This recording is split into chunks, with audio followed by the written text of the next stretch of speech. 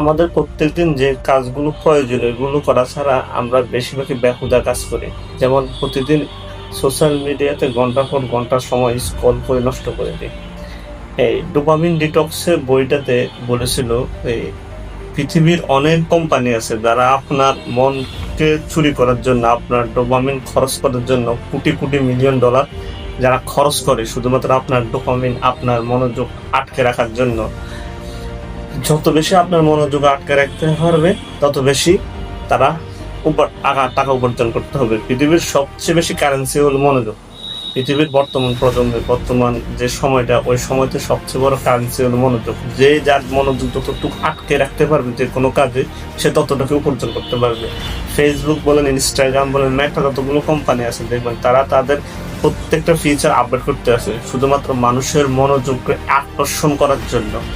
এবং বিভিন্ন কোম্পানি আছে যারা মনে করেন গ্রাহকরে এনগেজমেন্ট করার জন্য বিভিন্ন ধরনের ফিচার ইউজ করে, বিভিন্ন ধরনের পলিসি ইউজ করে শুধু মানুষের মনোযোগ আটকে রাখার জন্য। আপনি যার দিকে মনোযোগ দিচ্ছেন, যার যে কাজে মনোযোগ ব্যয় করছেন, ওইটা শুধু তার উপার্জন হচ্ছে, তার ফায়দা হচ্ছে, কিন্তু আপনার কিছু হচ্ছে না। দিন শেষে শুধুমাত্র আপনি ফেসবুকে একটার পর একটা ভিডিও দেখিয়ে যাচ্ছেন, স্ক্রল করেই যাচ্ছেন, কারণ সেখানে আপনার মস্তিষ্ক চাচ্ছে আর নতুন কোনো কিছু দেখার জন্য, নতুন কোনো কিছু আনন্দ দেওয়ার জন্য। যখনই আপনি একটা ভিডিও দেখি আপনার কাছে ভালো লাগে, তখন আপনি আবার নিচে দিয়ে স্ক্রল করেন।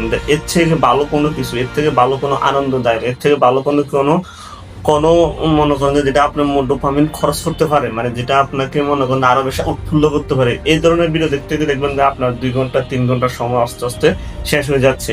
আর এই ক্ষেত্রে মনে করেন যে ফেসবুক, ইনস্টাগ্রাম, বিভিন্ন সোশ্যাল মিডিয়া, টুইটার, এক্স, এগুলো যে জন্য কোম্পানি আছে, তারা তাদের মনে করেন যে ইনকামটা নিচ্ছে, তারা তাদের মনে করেন যে আয় নিচ্ছে। যত বেশি মানুষ এঙ্গেজমেন্ট করতে পারবে যে কোনো কাজে অথবা যে কোনো ভিডিওতে, তত বেশি অ্যাড দিবে, ওই অ্যাড থেকে তারা অ্যাড রেভিনিউ করবে কোম্পানি এবং বিভিন্ন ধরনের মানুষ। এখন আপনাকে যদি দৈনন্দিন কাজে আপনাকে যদি অ্যাক্টিভ হতে হয়, তাহলে আপনি ওই ধরনের সোশ্যাল মিডিয়া ব্যবহার হতে, ইমেল মনে করেন সোশ্যাল মিডিয়া ব্যবহার থেকে একটু বিরত থাকতে হবে। আপনি আপনার প্রয়োজন অনুযায়ী সোশ্যাল মিডিয়া ব্যবহার করুন, আর বাকি সময়গুলো নিজের কাজে ব্যবহার করুন। তো ডোপামিন ডিটক্স এই বইটা সবাই পড়বেন।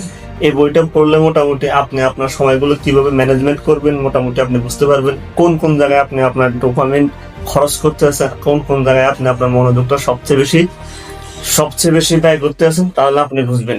আমার মতে সবারই উচিত এই বইটা পড়ার জন্য। এই বইটা পড়ার জন্য সবাইকে রিকমেন্ড করবো। আপনি আপনার মনোযোগকে কাজে লাগান। এতদিন আমিও আমার মনোযোগ অন্যান্য কাজে ব্যবহার করছি, কিন্তু এই বইটা পড়ার পর এখন আমি মোটামুটি বুঝতে পারছি যে আসলে পুরো দুনিয়া এখন সবচেয়ে, আমার যেটা মনে হচ্ছে এই বইটা পড়ে, যে আসলে মনোযোগ হচ্ছে পৃথিবীর সবচেয়ে বড় কারেন্সি।